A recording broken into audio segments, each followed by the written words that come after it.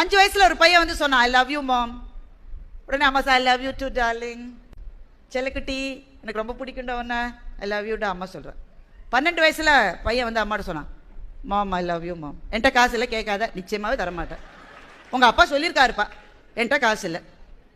இப்போ பையனுக்கு 24 வயசாச்சு. அம்மாவை பார்க்க வந்தான். அம்மா பிஸியாக இருக்கியா? இல்லை சொல்லு, ஐ லவ் யூம்மா. அந்த பொண்ணு சரியில்லைப்பா, நேற்றுக்கு கூட்டிகிட்டு வந்தேன், அந்த பொண்ணு தானே, அந்த பொண்ணு சரியில்லை, அவள் குடும்பத்துக்கு ஆகவே மாட்டா. இப்போ பையனுக்கு 32 வயசாச்சு. அம்மாவை பார்க்க வந்திருக்கான். ரொம்ப நேரம் அப்படியே உட்காந்துருக்கான். ஐ லவ் யூம்மா.